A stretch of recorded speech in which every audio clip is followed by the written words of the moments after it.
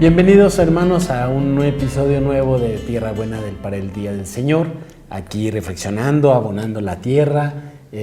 Pues Victoriano, en esta ocasión nos toca un pasaje muy exigente del Evangelio, muy exigente. Y también muy liberador, ¿no? Muy liberador. Yo creo que en la misma lógica de esto que surge o que propone el maestro a partir de las bienaventuranzas, ¿no? Así es, que es en realidad un camino luminoso. Y creo que lo resumes muy bien cuando dices liberador. Y en las cuestiones del amor, yo creo que así como el maestro nos indica vivir el amor, eso es la fuente de libertad. Muy bien, pues si quieres vamos al texto. Pues vamos, sí. En esta ocasión es el capítulo 5 que vamos leyendo desde hace 2 domingos del Evangelio de Mateo. Y en aquel tiempo Jesús dijo a sus discípulos: han oído que se dijo, ojo por ojo, diente por diente. Pero yo les digo, que no hagan resistencia al hombre malo. Si alguno te golpea en la mejilla derecha, preséntale también la izquierda. Al que te quiera demandar en juicio para quitarte la túnica, cédele también el manto. Si alguno te obliga a caminar 1000 pasos a su servicio, camina con él 2000. Al que te pide, dale.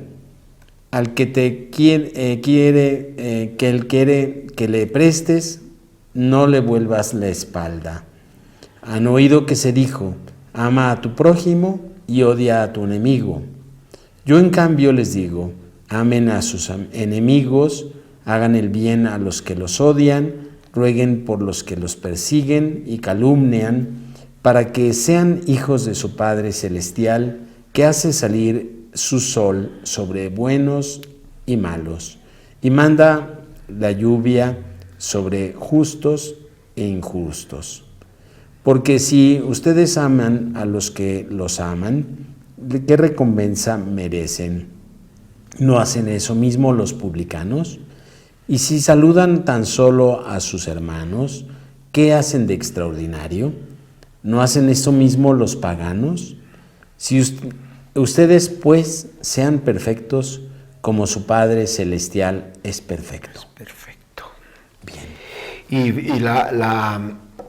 me viene de decir inmediatamente que la perfección, pues obviamente tiene que ver con esto del discurso que va hilando, ¿no? Y que tiene que ver con estos dos aspectos que me parece como los más sobresalientes del texto. Por una parte, la no violencia, ¿no? Porque tiene justo que ver con la no violencia. Y por otro lado, pues toda la experiencia amorosa que es por mucho el centro de la acción y de las palabras que Jesús viene a transmitir de parte del Padre, ¿no? Y entonces, bueno,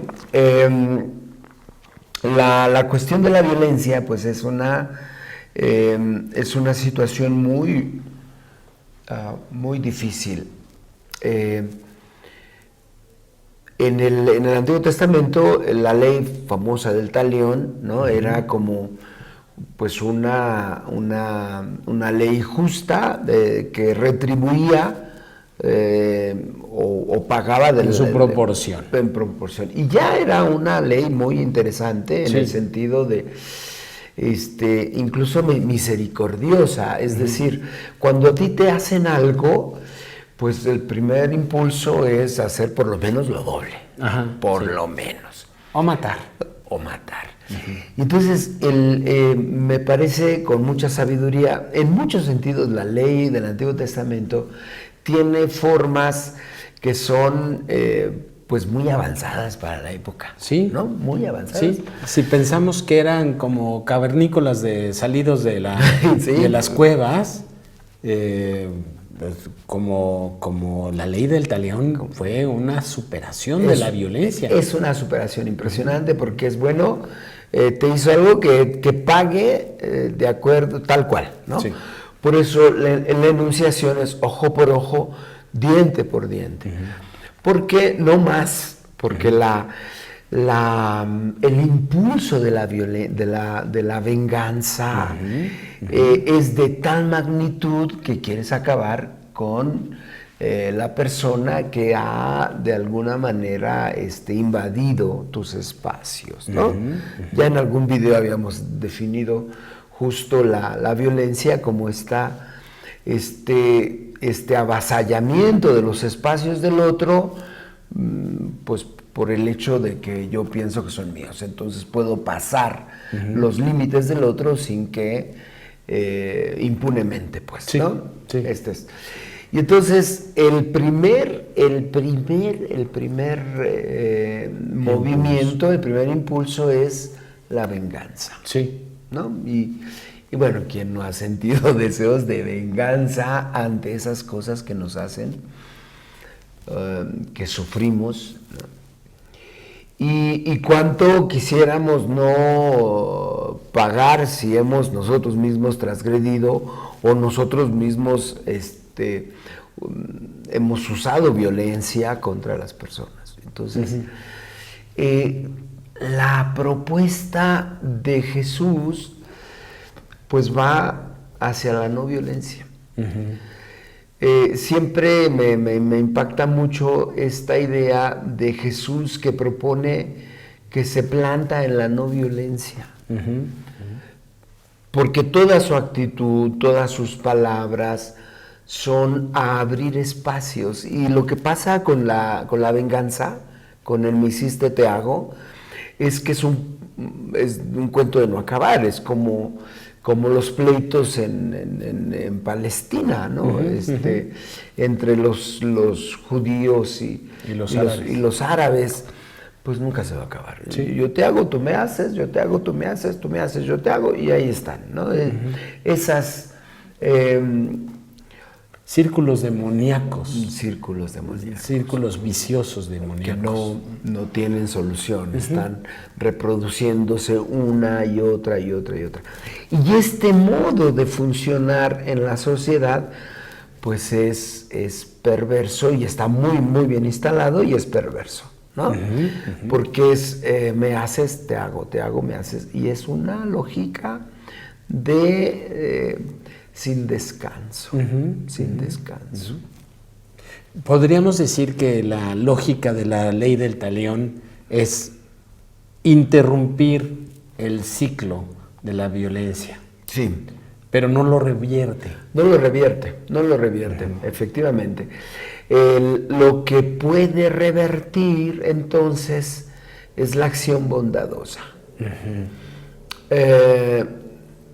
Pero también a resistirme, el hecho de resistirme a entrar en esta lógica. Me viene a la mente Gandhi, lo cito ahí libremente, no recuerdo bien las palabras, pero como ante el evento del encarcelamiento después de haber sido molido a palos, ¿no?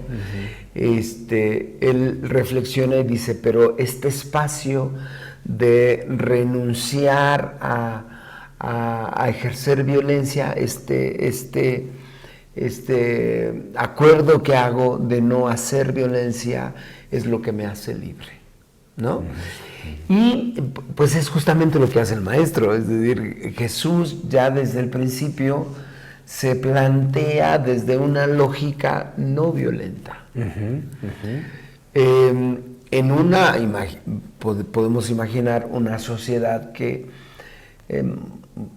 pues yo no creo que no podemos imaginar los niveles de violencia. Sí. ¿No? Sí. De barbaridad, decía, cavernícolas, salidos de las cuevas. Efectivamente, los niveles de violencia pues eran impresionantes. Si tú me la haces, me la pagas. Esa es la ley. Y como decíamos, pues ya era una ley muy, muy, muy avanzada. Y entonces, ¿qué es lo que puede dar la libertad a la víctima y al victimario? La renuncia a la venganza. Y ese es como dijéramos, el trabajo más complicado. porque que yo sienta deseos de venganza, pues es natural, es un sentimiento, ¿no? Los sentimientos de venganza, hay que recordar que los sentimientos son respuestas a estímulos que recibimos del entorno, de nuestra fantasía, ¿no? De nuestros recuerdos. Pero lo que propone el maestro es y sí requiere un trabajo interno. Así es. Que no nos lo podemos inventar. Poder decir, efectivamente, esto que a mí me ha sucedido me genera sentimientos de venganza, y la venganza es siempre extralimitada. Yo recuerdo que cuando estaba estudiando moral, el profesor nos ponía un ejemplo de pues cierto asesino, que ahorita no recuerdo bien, pero el hecho es un asesino y algunos decían, pues la pena de muerte, ¿no? Y entonces nos puse ahí a debatir y yo decía, pues sí, pues que lo maten, ¿no? O sea, yo así bien, Sácale punta. Bien, sácale punta. Y fíjate que pues ya el maestro comenzó ahí a explicar que por qué moralmente, desde la experiencia de fe, no era la admitible, solución. no es una solución. Pues yo en ese momento no lo entendí. Yo dije, pues el maestro no entiende, ¿no? Imagínate, tú y yo, un seminarista muy lindo, ¿no? Con deseos de venganza de Estado, ¿no? Como la pena de muerte, porque la pena de muerte es una venganza de Estado. Y entonces, pues fíjate cómo después de mucho tiempo voy entendiendo que efectivamente el punto de la posibilidad del cambio es renunciar a la venganza. Porque también es el principio del perdón, ¿no? Y ya ves cómo Jesús va hablando constantemente del perdón, ¿no? Y de veras es un regalo que puede llevar a la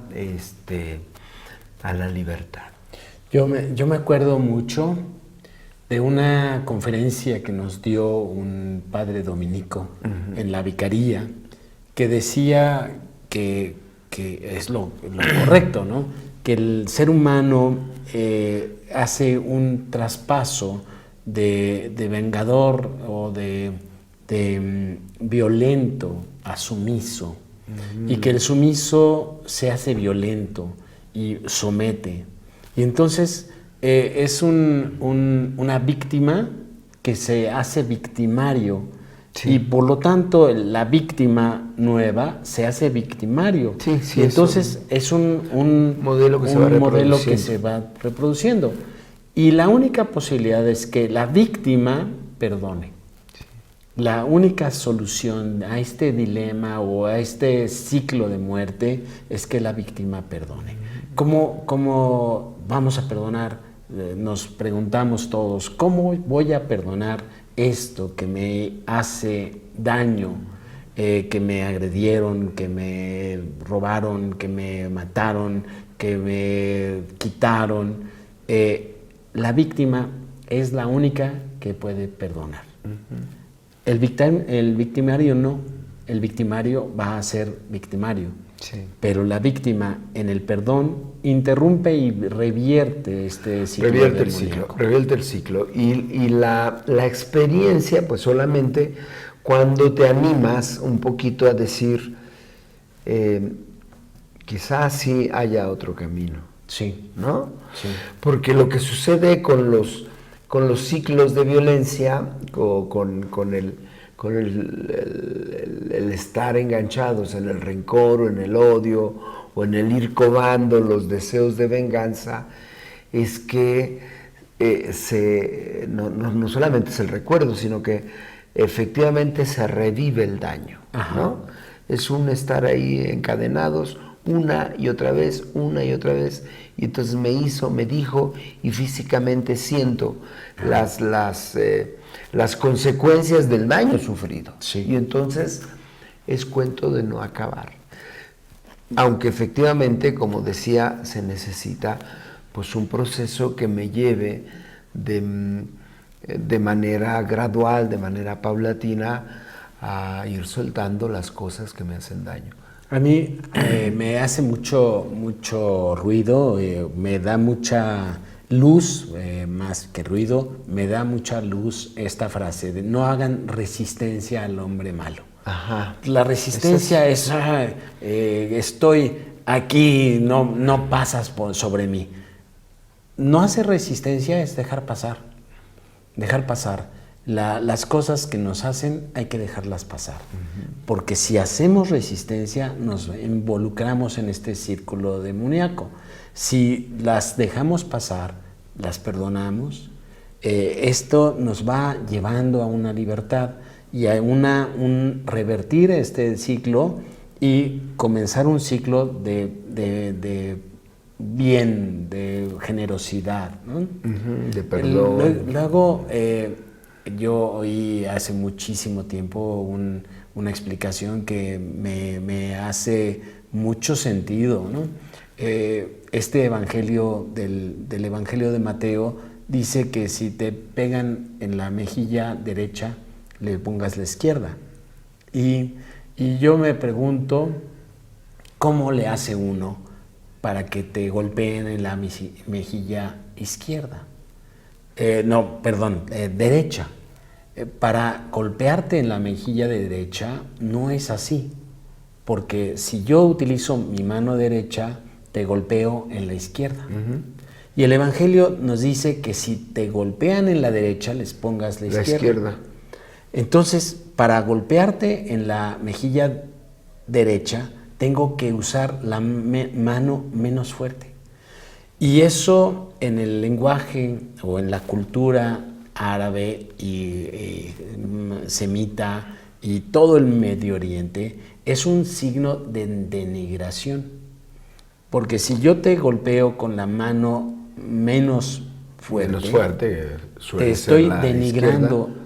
Ni siquiera eres una persona humana para que yo tenga el derecho de golpearte con la mano derecha. Es decir, es como una infravaloración. Claro. Y el Señor nos dice, si te infravaloran, tú siéntete entero. Tú siéntete digno. Porque ponle la mejilla izquierda. Porque tú eres para que agarre el vuelo. una persona digna. La violencia hace que nosotros nos sintamos indignos y necesitados de recuperar nuestro estatus. Y por ende somos violentos, porque la violencia nos da la apariencia de recuperar nuestro estatus. Pero en el fondo el estatus no se recupera así. No, el drama que vivimos hoy en muchas partes del mundo, en México, sin duda, de una violencia que se instala, ¿no? Que se instala, que se convierte en el modo de relación y que pues genera miseria. Y en ese sentido no estamos nada más hablando del narco o de los secuestradores, lo hablamos. Lo hablamos en la familia, y en la sociedad más primaria, nuestras relaciones con los vecinos, nuestra relación con el de la farmacia, con el de los hijos. Una vez allí en el atrio, un pequeñín, como de 4 años, llegó y pateó la puerta. Y bueno, entonces yo pasaba por ahí, me asomé y dije, ¿qué pasó? Entonces el pequeñín, ¿qué pasó? Yo pregunté, ¿qué pasó? Entonces voltea con una expresión como de ira. Y dejó ahí salir de su boquita, no sabes la cantidad de improperios, pero una cosa pues muy refinada para su edad, ¿no? Y a mí me desconcertó y entonces le dije, ven. pues ya como que se acercaba, como que no se acercaba, con cautela. Y le dije, ¿quién te dice así? Su mamá, su papá, su tío. Su papá, me dice mi papá. Y entonces es este modo, yo creo que se esperaba que yo le respondiera por las ramas, ¿no? Sí. Pero es este modo que se instala desde pequeño, Ajá. ¿no? Pues así hay que comportarse. Sí. Para salir al mundo hay que comportarse de Y esta luego manera. nos extrañamos de que se vuelvan maleantes, ¿no? Maleantes. Y que ya no roban nada más, sino que te ofenden, te humillan, te agreden físicamente. Antes te robaban la cartera, ahora te agreden, te agreden. Es el chiste de la violencia, ¿no? Sí. Tengo que recuperar mi dignidad, Sí. tengo que recuperar mi estatus. Y el Señor nos dice, no ofrezcas resistencia, pon la otra mejilla, es decir, tú sábete digno y preséntale tu dignidad. No te importa que te golpeen, sino lo que te importa, lo que te debe de importar es tú mantenerte en tu dignidad de hijo de Dios. Ese es el punto.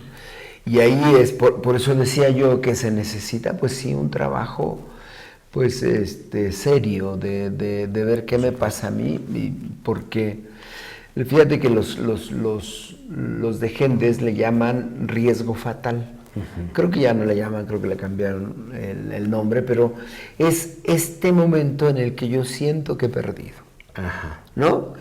Esto que tú dices, siento que perdí mi dignidad, pero ¿por qué? Porque me siento perdido, porque me siento en desventaja, infravalorado, porque me siento menos, porque me siento inadecuado, porque me siento... me viene toda mi historia a la cabeza en un solo instante. Y entonces en un momento de ponerle toda la carne al asador, entonces soy violento, ¿no?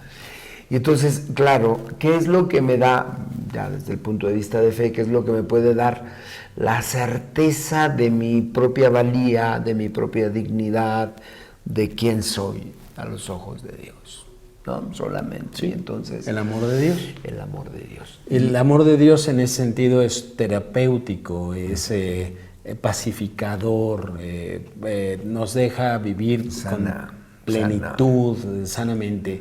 Y hay muchas historias de nuestros hermanos que han sido violentos con sus esposas, violentas con sus esposos, violentos con los hijos, violentos con los vecinos, que a la hora de encontrarse con la palabra de Dios se apaciguan y adquieren una felicidad interna que ningún maleante te puede quitar. Y entonces fíjate, el camino que nos presenta Jesús para esto, pues es justamente la renuncia a la violencia, que tiene como primer paso, ya decíamos, la renuncia a la venganza, y que tiene la posibilidad de un amor que se abre, que es la segunda parte, de un amor universal, novedoso que se abre a la universalidad, ¿no? Porque ahí hay que recordar que el prójimo en el contexto judío, pues era nada más el de la misma comunidad. Sí.